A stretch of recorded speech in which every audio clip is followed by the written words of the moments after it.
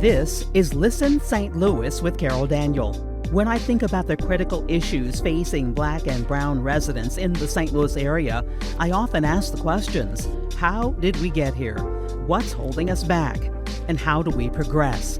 At 9 PBS, we want to deepen our understanding and change the narrative. Join me as I look for answers and discover solutions on today's podcast.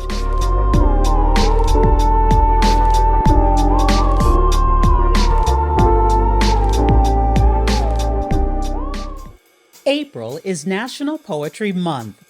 I remember the first poem I ever learned by Robert Frost. The woods are lovely, dark, and deep, but I have promises to keep and miles to go before I sleep. Today on Listen St. Louis with Carol Daniel, I visit with two women who believe in the power of words to heal and transform.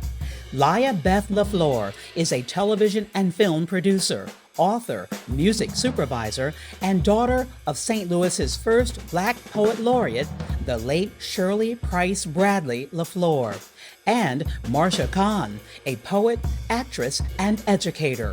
What does St. Louis need in order to reimagine a vibrant Black poetry scene and lift up poets to create work that experts say lights up our brain? Today, we celebrate poetry on Listen St. Louis with Carol Daniel. Listen St. Louis with Carol Daniel is supported in part by Midwest Bank Center, the Betsy and Thomas Patterson Foundation, and Orvin and Latrice Kimbrough. Thank you for joining us for another episode of Listen St. Louis with Carol Daniel. Thank you so much for listening, St. Louis. Thank you for subscribing. Thank you for downloading. Thank you for your comments. We get them. We respond to them. I actually have a team. It might be one or two, but it's a team of people who respond. I respond as well. So we really appreciate you because that means that you have listened and you've got something to say. And we do actually want to hear what you have to say. For instance, do you have a topic about the challenges facing Black and brown St. Louisans that you think we should be discussing? Please let me know because it is, I like to say it's 2 phone calls, 2 text messages, and I'm going to find the right person to talk about that issue. So I won't know unless you tell me. So do let me know. It is very easy to subscribe. Little button right there. You just click on that and you become a subscriber. So we really appreciate you joining us. I often say you got to let these people know that hiring me was a good idea. So thank you, and thank you, and thank you. What a great conversation we have in store today. April is National Poetry Month, and I thought of one name right away, and she's in the studio. Lyah, thank you. Oh, such an honor. So excited to be When did here. we first meet? I don't know. Carol, Was it your book? I think it was one of the earlier books. It may have been Cosmopolitan Girls. It may have been Wildflowers. It may have been the Eddie and Gerald Levert memoir. We knew each other before that. We knew each other before that. Yeah. Maybe when I was doing New York Undercover, way back, when I used to come back and forth and say hi to family and that sort of thing. The fact is, we don't know. We just have known each other for many years. Many Lots years. of respect. And she's mutual, and one of those people who she does what, and that, and TV, and film, and author, and music. Everything, everywhere. We are so glad that you're in St. Louis. So, thank you. And thank you for being on Listen St. Louis. I'm excited. I'm so proud and happy and elated and filled with so much joy. Words don't even say it, that you are on air doing this program and at PBS, and it's exciting. And, I can feel my mother's spirit in the room, and she would be proud that we are sitting here doing the show. Thank you so much. And Marsha's here because of you. So, Marsha, thank you so much for agreeing to come. My pleasure. And I watched you again and again and again, and I was sending Lyah notes because we're going to talk about your documentary. I was sending her notes of things you said in your poem. We'll talk about that as well. I'll look forward to that. But I'm a fan. I'm like, I just saw her on my little screen, and now she's here in my studio. How wonderful. How wonderful. I appreciate it. Let us talk about, first of all, by the way, I wrote what's called an acrostic poem. There are many styles of poetry. If you've heard people say, here's a little limerick, That is a style of poetry. I wrote an acrostic poem using the title of the show, using the word listen.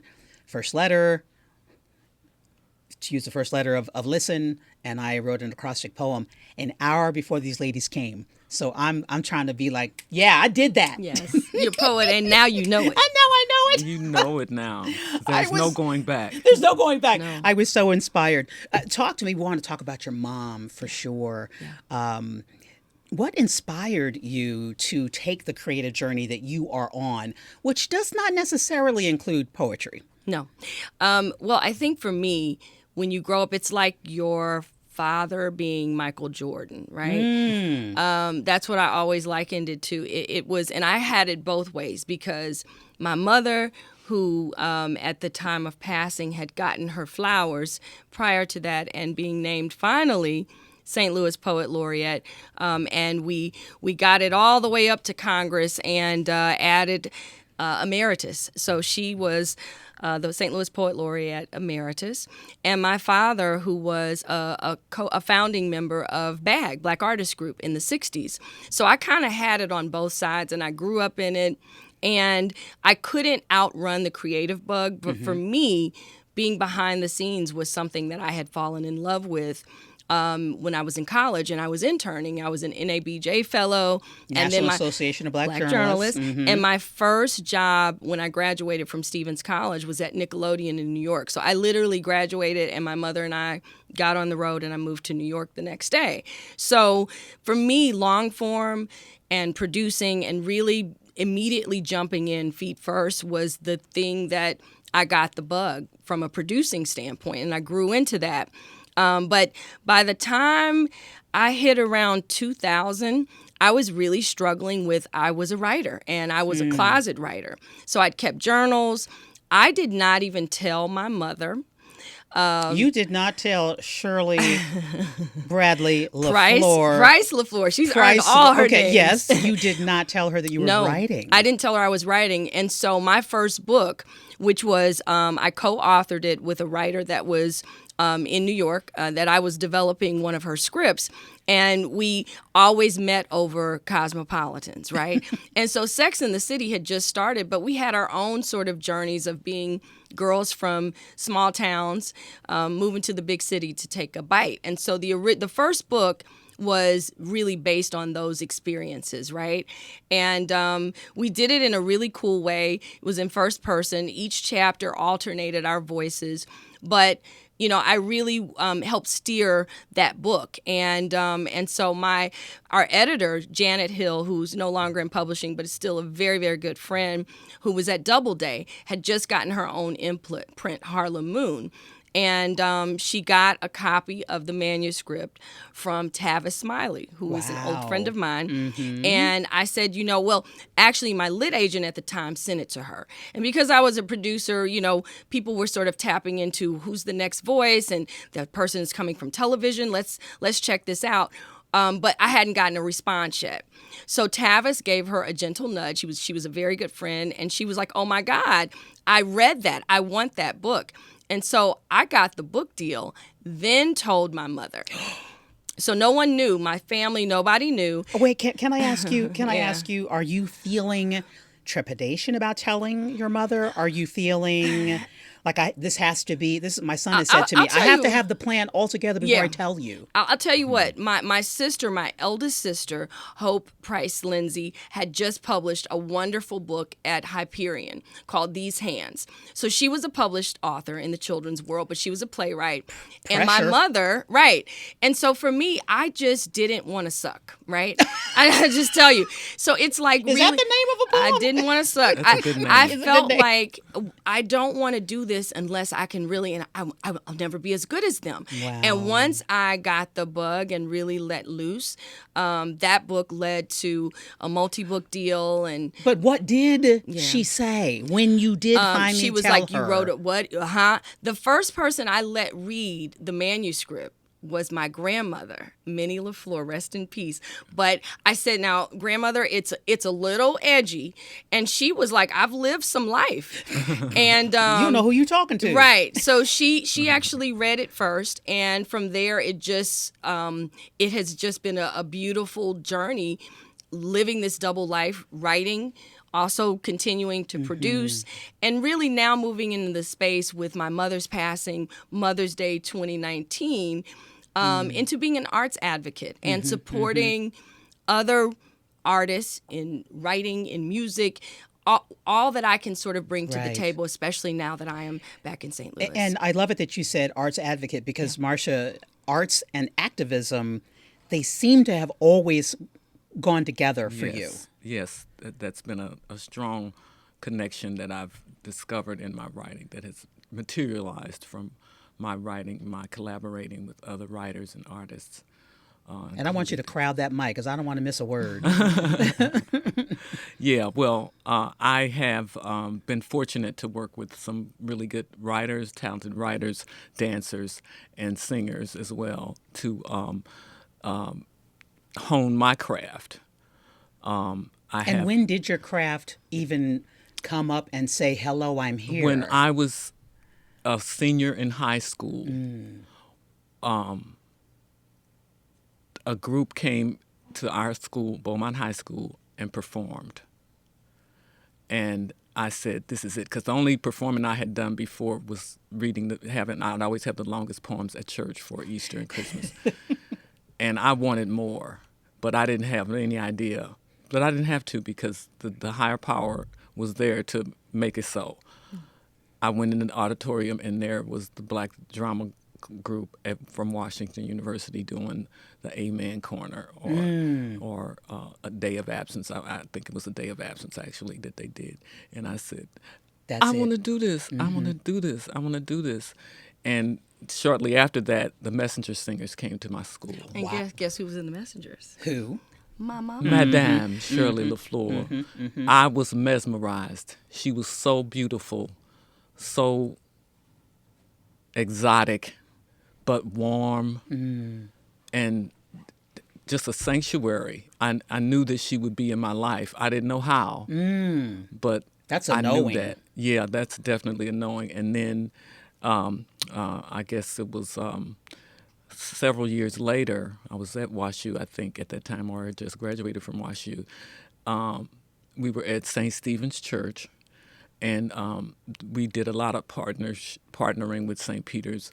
When I say we, the group of artists that I was working with at the time, including Shirley. She said, well, come on, y'all. We getting ready to do this rehearsal right quick now, because the program started at 2:30. And come on, everybody, you're late anyway. Come on over here. And three of y'all be on that side and three of y'all be on the other side, and you say what and you say who. And gave us all our direction. We rehearsed 30 minutes. What? We had an audience of over 100 people in that church. And we did whatever. And it was one part where we had to do lean on me was our cue to move to the next song, the next tableau. I was standing next to Jennifer Lewis. The Jennifer Lewis. Yes. And so when it got quiet, so it was obvious to us anyway that somebody didn't know what the cue was to move it. And so we were talking like this with our mouth. And Jennifer said, so what are we supposed to do now? And then we're supposed to sing lean on me. So that's how I met Jennifer Lewis. And she became an important friend in my life as well. And there was my Shirley LeFlore. But she was stuck with me after that. I mean, I wasn't going nowhere. So when I did graduate from WashU, I moved to New York, because I still wanted to, give them the benefit of my talent. Even though I had a great sanctuary, a great collaborative opportunity in St. Louis that's still here now, and resurrecting it actually now as we speak, trying to resurrect it. But yeah, so that's basically how I matriculated to. I love it that you remember the stage direction from you're 19 or 20 years old at the time. Yeah, exactly. And now I'm 69. I'll be 70 in a couple of months. Fabulous. Oh, thank you. And I'm feeling really good right now being here with y'all. Oh, yeah. But that was Shirley's thing. My mother was like the intersection for so many artists and so many young artists. And although she sort of cast her net wide for artists from all walks of life, colors, creed, etc., for her, women knowing their voices, right? Finding their voices was critical. And one of the things even that Jennifer Lewis says in her book, you know, she used to come and just cry, fall, roll on the floor. Shirley, why is everybody taking my stuff? And to paraphrase, my mother would always say to her, honey, are you done? Basically, because by the time you got to recognize your gift, because by the time they take your stuff, you will have come up with more stuff. So much more, right? So get this out and move on, right? And so my mother was just really that conduit, I think, for women, women from all walks of life, all shades, sizes. But she was for artists. She was a touchstone. And so Black artist group, while the musicians and the actors and the writers and the visual artists that came together, and there were mainly men that put it together, that included my dad and Oliver Lake and Julius Hemphill, Bakita Carroll. My mother was one of the founding members. So she was there from the beginning, and she was actually one of the first people, when you think about her peers like Sonia Sanchez, and you know, we can go down the line. Tony K. Bombara was a very good friend of hers, but my mother was really one of the first to use poetry with dance and with musicians, and that was her thing. You know, Deborah Ahmed from Better Family Life was the dance, tall, elegant, but danced for my mother. My mother gave her shot, and so.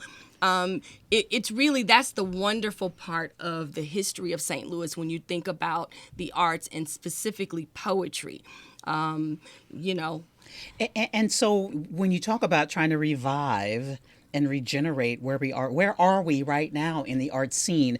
And both of you certainly can speak to, even though you were in Harlem for so long, this is home. This is where you honed your craft, in the beginning anyway. Where are we right now? Where's the arts community, the poet community right now in St. Louis? Not where it ought to be or could be. Not where it could be. Not where it's gonna be. But I'm committed to reconnecting with the poets in particular, and with the arts folk in general. On as many levels as possible. I walked into the Parks and Rec Department office to see my friend Evelyn Rice, who was the director of Parks and Rec at the time. This has been few months ago, because I had recently started working with a poetry collective called the Potluck Poets in New York. It came about because and due to, you know, the need to utilize Zoom instead of meeting face to face. Well, we started doing. First I told them, well, I don't care about no COVID. Just come on. We bring your pot. Everybody bring something. We gonna do potluck, and we did that. We also shared a piece. We also shared, you know, a poem or a story or whatever, and we kept it going throughout the time of COVID. And now I've been there twice since I moved back to St. Louis doing in-person shows. And so I've been active, you know, in New York. I was active. Didn't get to work with as many young people as I would like to, because that's really where my passion is. So I came here saying, oh, you know, it's boring. I need to do something. I need to work with some kids. I don't care about getting paid. I just want to do something. Don't say that. Yeah. Don't say that. Don't say that. I am an advocate that artists should be compensated for their work. But we understand the passion. Went in there and said, Evelyn, does Wohl Center have any kind of programs going on where I could just go volunteer to talk about poetry, or, you know, I just want to do something artsy. Did they? She said, no, we don't have nothing like that. And you started it? No, she said, but we got some grant money. Fill out. So you're going to start write it. this. I wrote it. I wrote the proposal. We got it. Didn't ask. She told me to ask for, on the high end, but no more than 60,000. I asked for 58,000. I got 20. I don't care.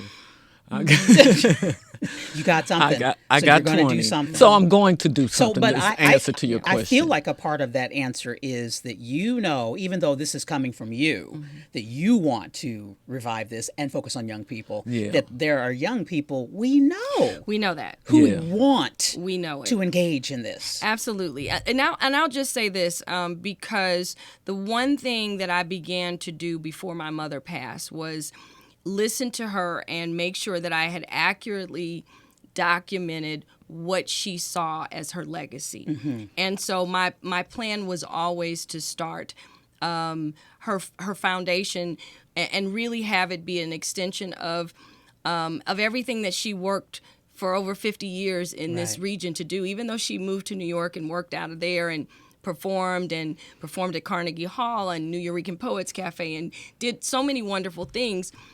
She's an alum of Sumner, right?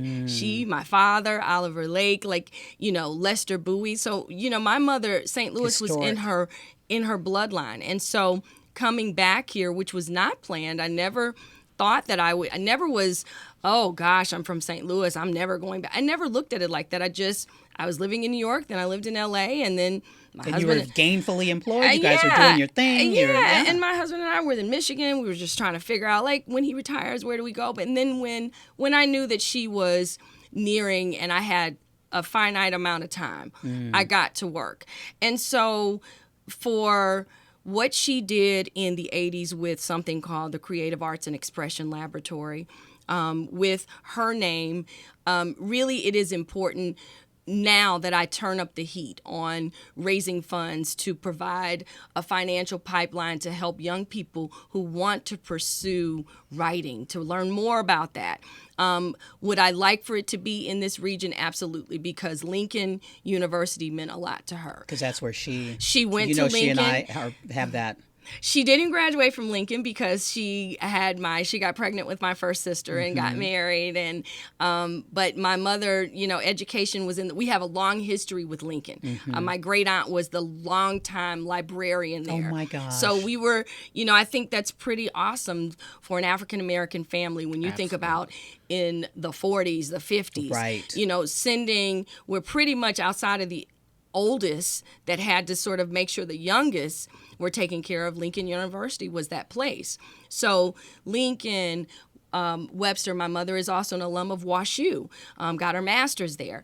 And also Harris Stowe. Her tentacles stretch. Right. Lindenwood was dear and her legacy's rich. Her legacy is rich. So I would like to see me grow this endowment fund, this fund that we're building, right? I'd like to see it grow to where young people who some folks can't get out of that 4-block radius, but have dreams that span across the globe, right? And I want to see them find their voice, through writing and through the pen. And I love that you bring up the 4-block radius. We know far too many young people do not travel outside of, right?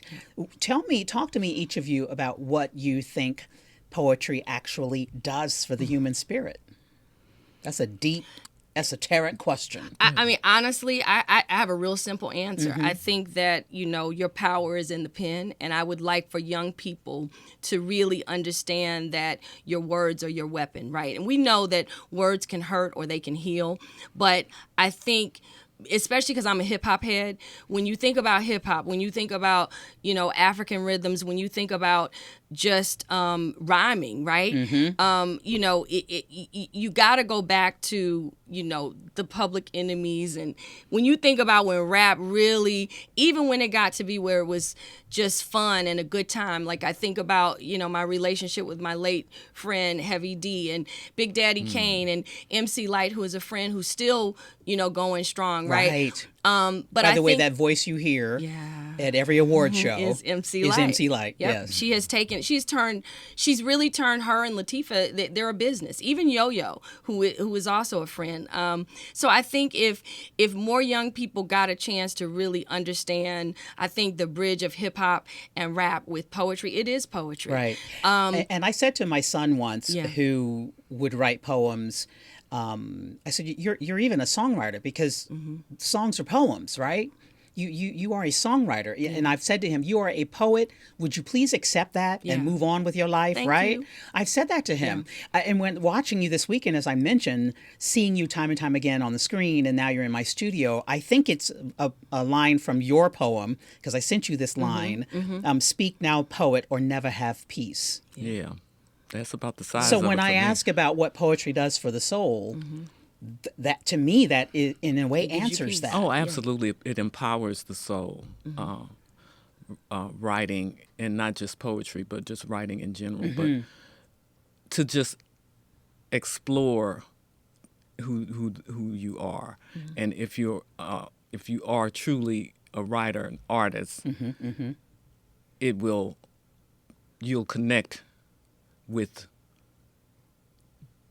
the artists and others. Right. You'll see yourself reflected, and we need to see ourselves. Right. Yeah. And a lot of young people don't get that. They're told, go sit down and be quiet. Grown folks is talking in here, and they don't include the young people as they need to be included. And young people are in dire need of safe places, of sanctuaries, of wings that they can stand up under.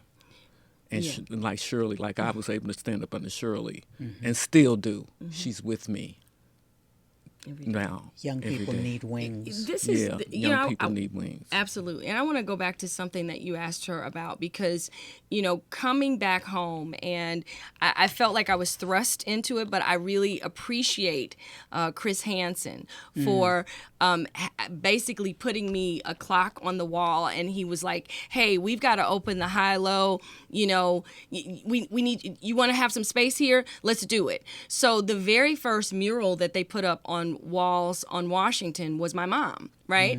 And so the mural is there, and now you see it, and it's just brilliant all around that Kransberg complex, right? And what it meant to be thrust into that, because sometimes we'll sit and sit and sit, and time will go by, and then you'll be talking about an idea that somebody else did, right? So it really allowed me to activate moving on her mission, and that is, I think, first understanding what was really happening in St. Louis and what is happening. What I will say, having been back here, having sort of been in the community of young folks and younger artists coming up, they are writing, they are talking, they are speaking, and they are, part of getting inspired when Chris Hansen called me and said, artists aren't working right now. And what do we do? I got 2 words, street poetry. What do we do, Lyah? And this was during the pandemic. And I know that And you is this how the touched on- documentary came This about? is how the documentary Poetry in Motion, St. Louis Poets Take the Mic came about, because folks needed a place, a safe place.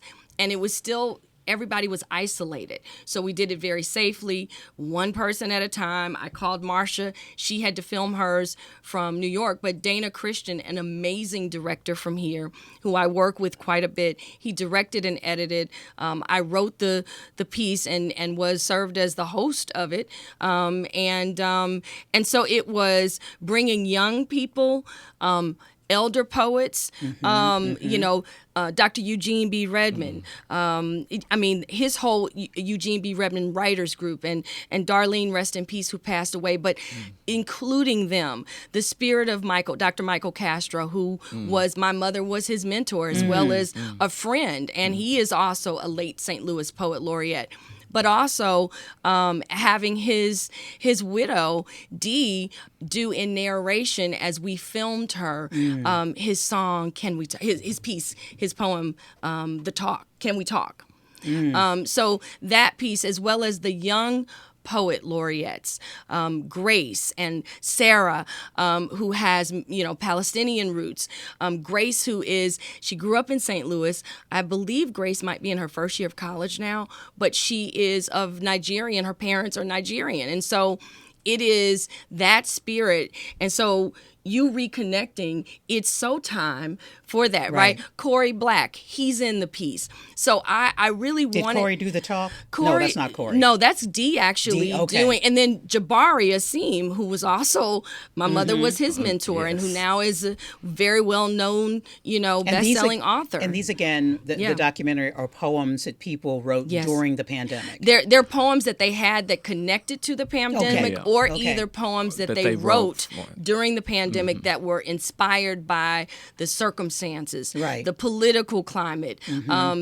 George Floyd, I think it was like yet another, right? And so all of those things were swirling about, but no one had an outlet. And so Dana and I got together. I went to him, went back to Chris, mapped out the whole thing, and he got behind us. And so we began filming. And then the dancer Sunshine, we used her weaving in and out, and D.L. Warfield, who is a brilliant creative mind and a partner that I have in business on various projects, but also is a very well-known visual artist. So poetry is really the intersection of music. I dance, used music, dance, visual art. Stan Coleman put together, we brought in musicians and just tied it all in. And it flows so beautifully. Jane Iber. And she's still, by the way, we're editing. It's going to be released. All those destinations will be decided as to where you'll be able to see it. But I promise you, thank you for letting me see the rough cut. I think that's what I would do. That's a rough cut, right? It's a rough cut because we're cleaning it up. And it did win. But thank you for letting me see it. Oh, of course. Best music at the St. Louis Film Festival. But, we're pulling it together so it can air. It is amazing. It is absolutely amazing. It's a fabulous project. And you're in it. Of course, it's amazing. Yeah, well. I called up Marsha. And I was trying to figure out where you were when I was looking at you, trying to figure out where you were. And now I know you were in New York. Yeah, I was on my porch at the Lenox Terrace. It is coupled with your words. And one thing that comes to mind, it's a raw setting, but clearly it was a home setting, but there are tall buildings and you are above it all. Yeah. And speaking the words out into this is how I was receiving it all as I was listening and doing dishes at the same time. So we are going to, because I can't have two writers, two poets, and the daughter of the legendary come into the studio and not read, not recite, not perform. So you get ready. Do you want to go first, Marsha? Sure. You get ready. And then I want to remind you that I wrote a poem.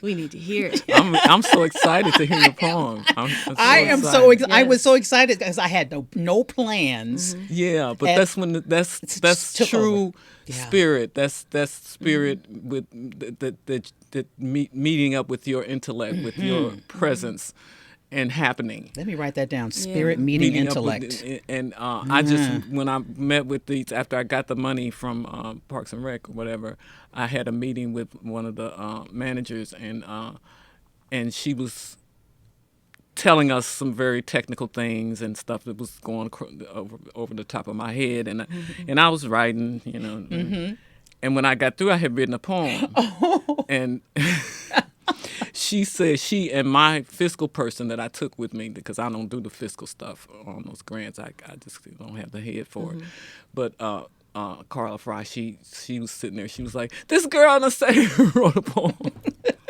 We were discussing this. Well, and that was the way I interpreted what was being said. I love it. So spirit meeting up with intellect. Yes. That happened. So tell us what you're going to. So I'm going to share this piece because it talks about St. Louis and my experience in St. Louis as growing up and what was happening. And it is called? In the Projects. Mm-hmm. There was always a dangerous feeling living life in St. Louis in the 60s. We lived in the projects with no frills, 4 kids, a no-nonsense mama, and giant of a 3-job having dad. Even with them to keep me safe, and they did, there was a feeling of fear laying in the cut. Right there, at the bottom of breath, always there, at the inhale. An underlying short of breath, a trembling, troubling snake in the grass fear. Though not afraid, not really scared, my parents had just a cautious, don't want no trouble presence, don't want their kids hurt fear, gotta keep them safe trepidation. Their fear became my fear. There was always a dangerous feeling there, unease, laying in the cut. What? An experiment? Living stacked up like that? They learned it drove the rats crazy. So let the people stay. Let the black people stay. Yeah, living life in the projects in St. Louis in the 60s. And then came the day of the spray. Everybody looked up. Puffs of grayish, orange tinted, and pinkish smoke from planes. Somebody said it was an experiment to test the poison on us. What? Surely not, I thought, my 6-year-old feelings hurt at the thought. Mama, is that true? Surely not, Mama said, then stuck her head out the 5th floor window. Hey, y'all, just in case, come on in the house. Uh-huh, okay. Mama, Daddy, 2141 Division, apartment 502, Pruitt-Igoe, St. Louis. My sanctuary. No worry, smoke or not, trouble, fear, we still here. Ready.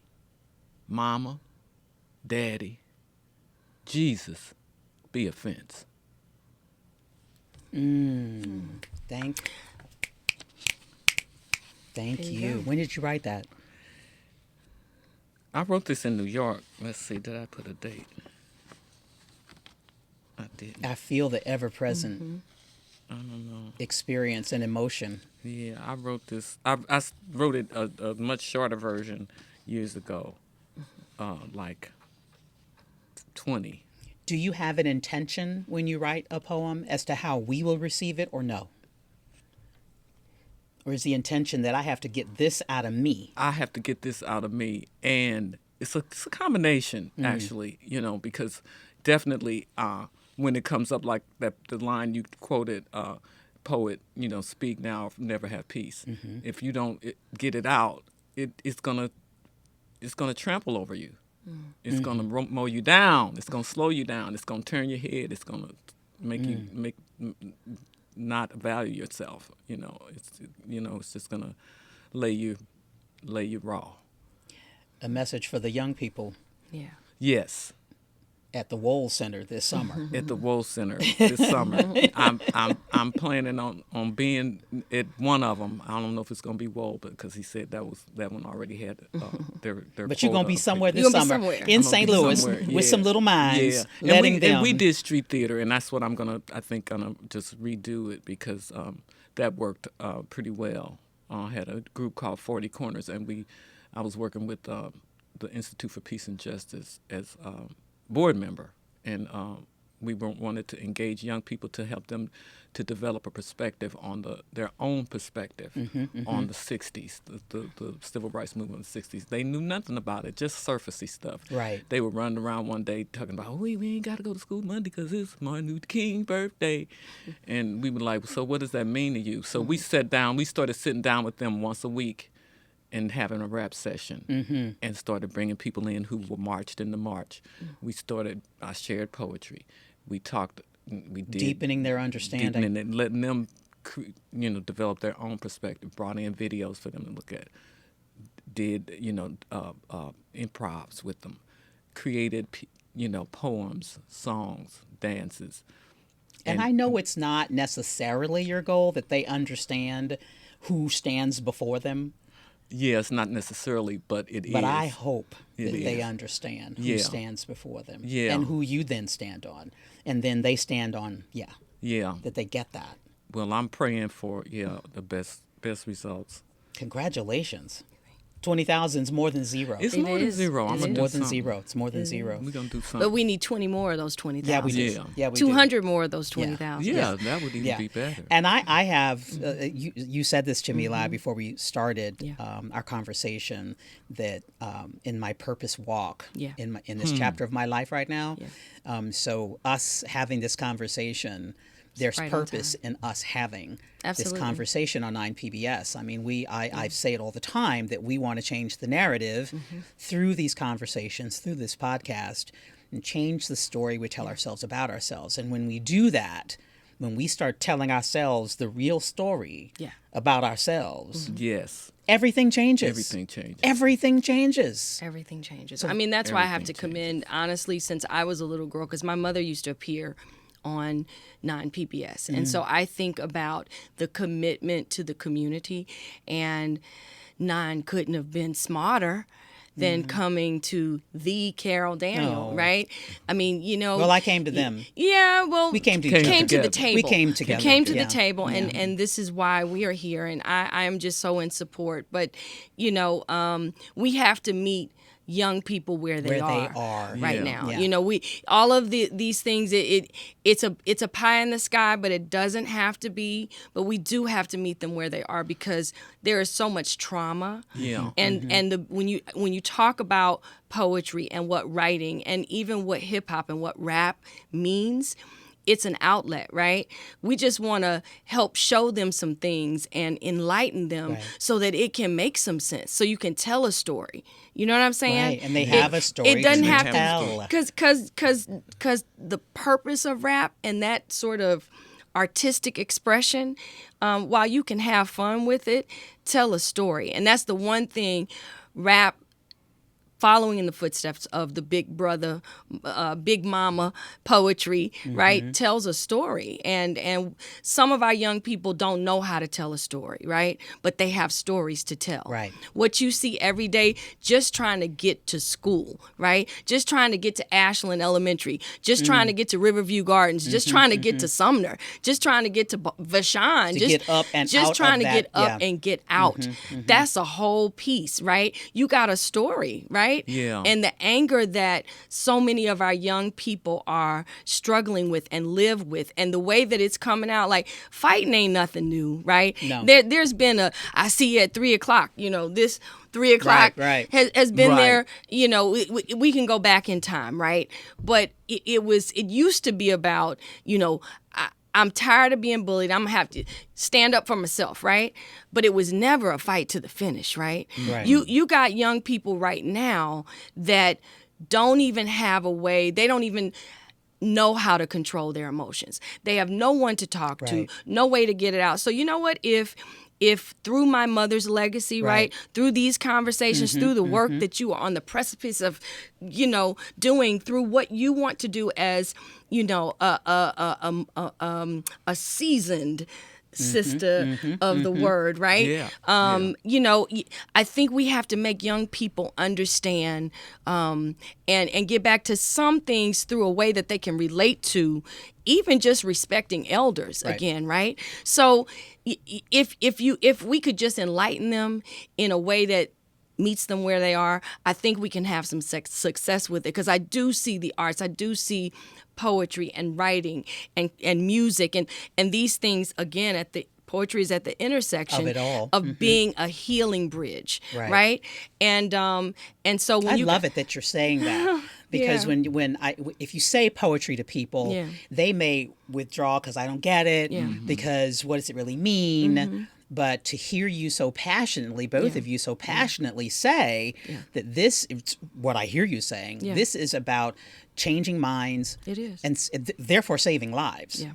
And we have a responsibility. Yeah. Yes. You're a resource. You're a resource, and we're supposed to use Right. our resources for others. And therefore the resource needs resources. Exactly. Yeah. So I Exactly. think we just have So- to paint that picture so that the business community, so that the philanthropists, people that do, you know, want to support. I think if we paint clear pictures of this is how it all maps out, and this is the outcome, right? This is where we're going. That's when it can make sense. But I still go back to what my mother always, the foundation, and that is using your words as your weapon and using your words as a bridge to overcome, to dream. I just want young people to dream again, right? Right, because right now the level of hopelessness leads directly to desperation, which leads directly to behavior that we all would, all of y'all would say, well, that's unacceptable. Well, we have to back up. Yeah, that started somewhere, and it started in hopelessness. Yeah, and, and how does that develop? And we know. Yes, there's not one thing we don't know. Yeah.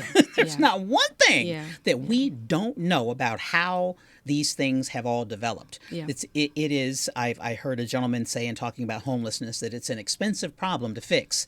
Well, I say it's an expensive problem not to fix. Not to fix. So you now are going to bring your mother's words to life. Talk to me about what you're going to. I began flying back and forth and working with my mother. I'd always been in love with a collection of poems that were about women, and encouraged her after she did her book, simultaneously. And I don't know, maybe it's sort of like the clock was ticking, and we knew we had like this window of time. And so literally she put out 2 books in 1 year through Two Leaf Press, Brass Bones and Rainbows, which was a collection of poetry. And I had begun to take her works, Rivers of Women, and put them on stage. And so Rivers of Women became the book that came out, and it was a collection of her pieces dedicated to women, young, old, white, black, all those things. And so with Rivers of Women, although it's sort of semi-autobiographical, the women in her life. And we love men in our family, but everybody just had girls, right? So it's all this estrogen floating around. And even going back to when I did my novel Wildflowers, it was not complete before going to my mom and saying, I've written this book about this family of women. Can you put some poetry in it? And so my editor, I remember at the time, was just so excited. And so we used pieces of Rivers of Women throughout as a thread through the chapters and the sections of the book. So, I've always sort of had the sort of, I would say, the goal to work with my mother, to collaborate with her. We did it so beautifully with Wildflowers. And there's a book that we started before she passed. She left me everything to finish it. And so that's one of the things that is in the works right now. So that being said, Rivers of Women is a piece that she became really well known for. And I'll read a little bit of that. Okay. And this is Rivers of Women, Shirley Bradley Price LeFlore. I have known women, rivers of women, blue, black, tan, high yellow, blue vein women, river crossing women, waters deep as the Nile, Mississippi as mud, seaboard and island ocean women, women who ride the waves, balance the tide, swimming women, walking women, water walking women, treading waters, floating, going with the flow women, backstroking, jellyfishing, mud crawling women. I know women who drown, sinking women who sleep at the bottom of waters, flying women, hawkeye and eagle wing, who stir the nest, strike the wind and soar, women who strap mercury around their ankles, making airborne feet, flying women who fly off the handle, up against brick walls and break wing, women who fly nonstop with earlobes, elbows, toenails, and tongues like flying saucers, fly-by-night women, swift wing and blind as a bat at high noon, straighten up and fly right women, women with magic underwing. I know women of wonder with moon eyes. I have known women, troubled women, with sacks, satchels, bags, and bundles of trouble. Women who serve trouble on a platter and chaos for dessert. Women who carry trouble like a bone with tall tales. Who shot John about other women, lying women. Women who sneaky peek at the back door and cheat in the front room. Seesawing, hem-hawing, double-tongued, lying women, thieving women who steal your money, your honey, and unlaugh your funny. I have known women, healing women, spirit women of vision, women who beat a dream coming true, peacekeeping women, sun-sipping women, women who light up dark skies and dark corners and dingy hearts, women who put a move on the fog, knees of harmony and smooth teeth, divas and doers, righteous women of purpose, substance, with music, word walkers between the foot of the mountain and the mouth of the sun, love sowers and seed planting women, birthing and bridging, praying women, standing ground women, traveling light with good vibes, laughing women who be merry with tears that turn crystal. I know these women, these mothers and daughters and lovers and wives, these sisters, grannies, queenies and hoochies, these women who make women to make women to make men. I know these women.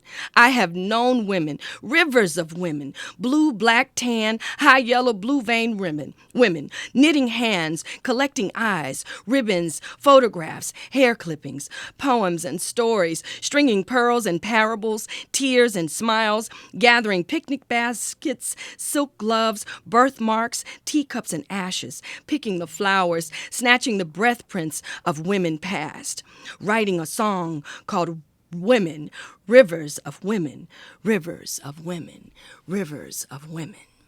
Shirley Bradley Price LeFlore. Yeah. Just beautiful. Yeah. I'm going to need to hear that again. I gave you the book. There you go. She gave me the there book. You I have go. the book. I there have you my go. own book. I have my own book. You know, and I will just say this. There are young girls out here, who need to know their value, right? Who need to know there is so much that you can and that you will do. Mm-hmm. We got to get out of our own way. We got to open up our minds. We got to stop being angry at ourselves, right? That's why women were so embarrassed. Yeah. But that's why women were so important to my mother. Whether you were in the boardroom or at the bus stop, whether you getting a welfare check or you writing the checks at Wells Fargo, she just believed in women and women like Marsha, women like Jennifer Lewis. But in terms of poets, women like, Shiraz Gorman, women like Patient. Now they're the sort of ones that are a little bit above the younger women. But I just look at this. And so when I see younger poets coming up, because they're here, they are bubbling under, they are right here. The Poetry Center is here.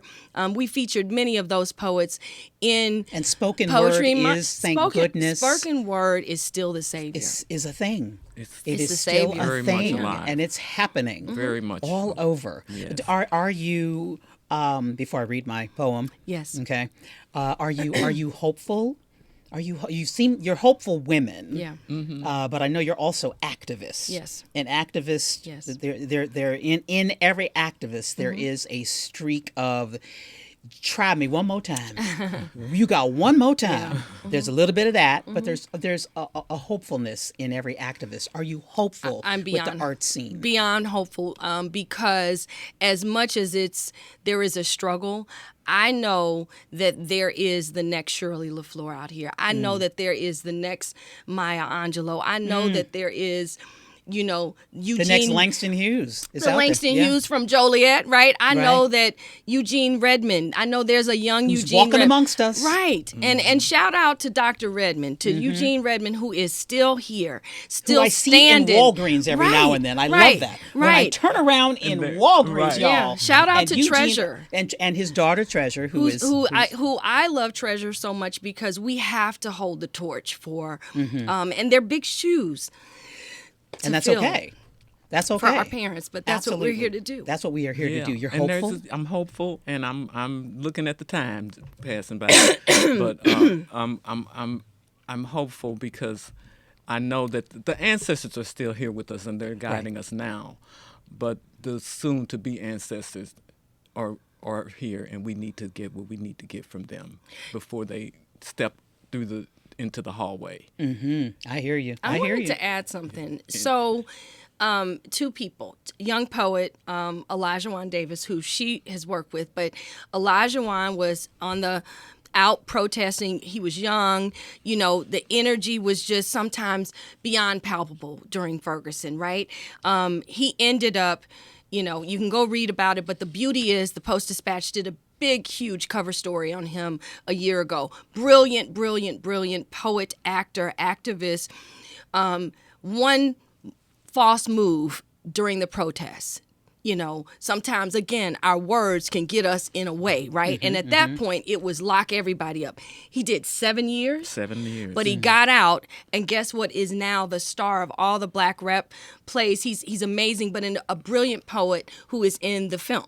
Who is in Poetry in Motion. Dear America is the piece that he does.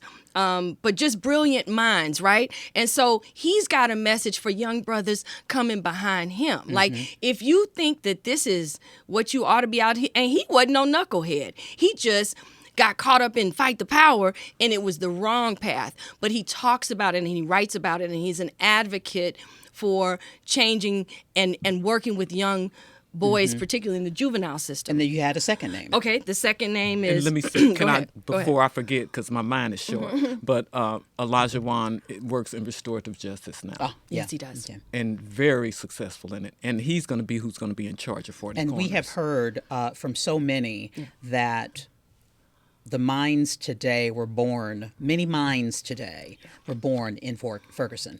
Many restorative justice minds, many fight the power minds got that first experience in Ferguson. Yeah. Regardless of age, because they were all ages. Absolutely. Yeah.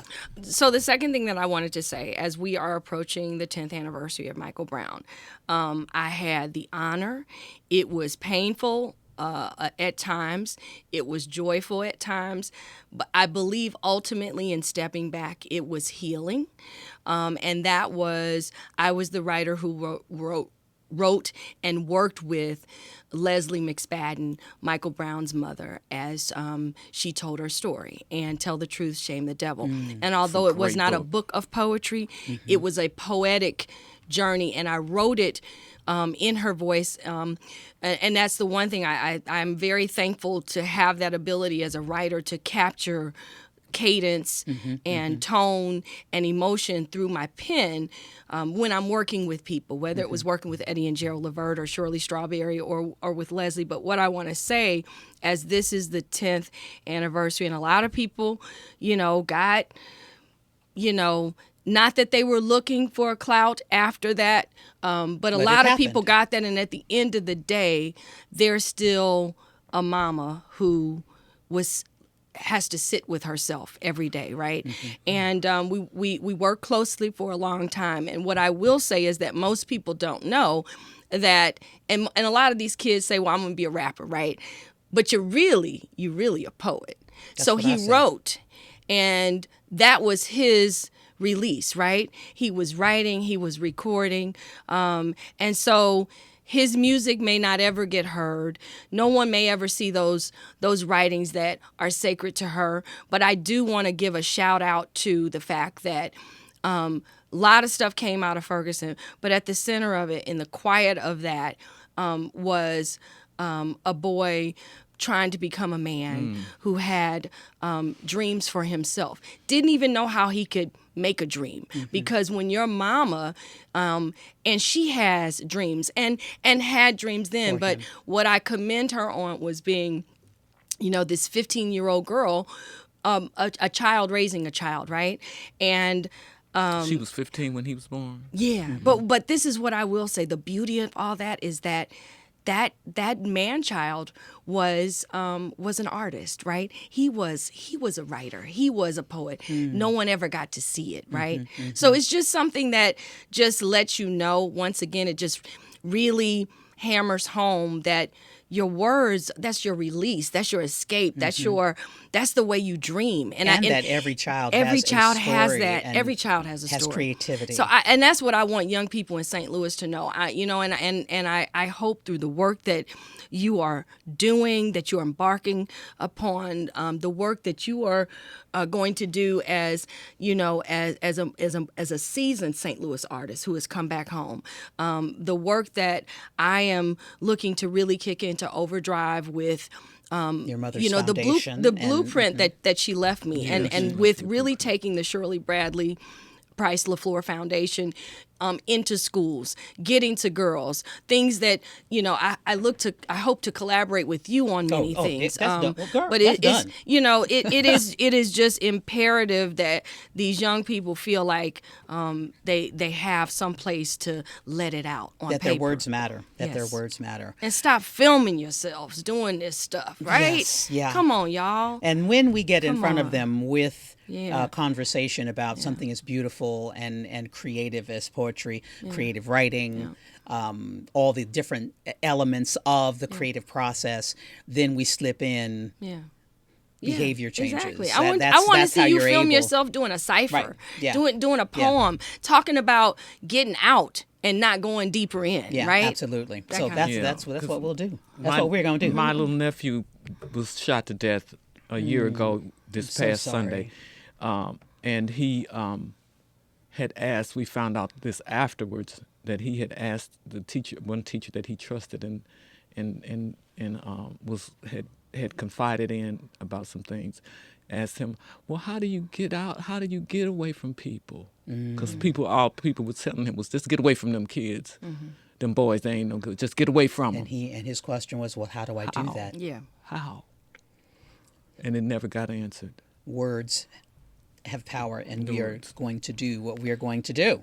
We're going to do What it. we have said. What we have said. Here is my Let's do it. acrostic poem for today. Okay. Acrostic poem, one poetic style. You take the first letter and write either a word or a sentence, and I've written sentences. And the word is listen, because the name of the show is Listen St. Louis with Carol Daniels. So listen, written 2 hours ago. Listen, St. Louis, to this conversation. Indulge us with your time as we focus on our future. Stay in the battle to improve the lives of others. Talk about what's going right, wrong, and going nowhere. Engage in the effort to uplift your fellow St. Louisans. Never give up on each other, this region, or the promise. Listen. Oh my gosh, Carol! Whoa. That's great. gosh. That was wonderful. Oh my gosh! And that's how I feel. Oh my Yeah, gosh, it was beautiful. It was very It was heartfelt. beautiful. That You is know, it heartfelt. wasn't the whole L is for love, and Right. it was meaningful. Yeah. Very thoughtful. Oh, it's for outstanding. Very thoughtful. No, you did it. Listen up. I'm ready to listen up. Thank you. Yeah, Thank for you for sure. this. Thanks Lyah for sharing. and Marsha, thank you so much Thank for you. helping pleasure. us celebrate. It's National Poetry Month, Yes. but poetry, it has meaning everywhere, but a special meaning in St. Louis. So Yeah. thank you for telling us And what you're going to do, what you are doing, and how we can get involved. You listen to this podcast and look up their name. I Googled them. You can Google them too to find out what they're doing and where Yeah. they are. And I'm so proud of what you're doing. You know, Thank you. The woman is bad. Not bad, but bad, good, smooth, talking about life, telling life stories only women sure of themselves telling. I bet I saw every column that there is and more. She spoke rainbows, talked of journeys and fears of knowing and not knowing. She talked about how she getting to the truth and how getting to the truth and taking corners, turning corners. Turning corners. Thank you. Turning corners, and I forgot the rest of it right there. You could have ended at turning corners. Yeah, you did. We ended at I'm turning Cut corners. that That's and turn the corner. We're gonna. It's There's going more. live. There is more, but we're gonna end it as she's turning corners because that's Well, what you we're know, trying to I do. had the stroke, and, Oh, God bless you. so can't tell. It's been several years ago, so I'm recovered completely, but except for my memory. Well, you are comes to here. As the song of The Color Purple goes, I'm here. I'm here. I am here. See Thank me you. now. Thank you. Thank you. I cannot thank you enough. Thank you so much for having us. Joyous conversation. And thank you for joining us on another episode of Listen St. Louis with Carol Daniel. Don't forget, subscribe, download, save it, share it. You'll want to share this for sure, and comment. We'll see you next week on more Listen St. Louis with Carol Daniel.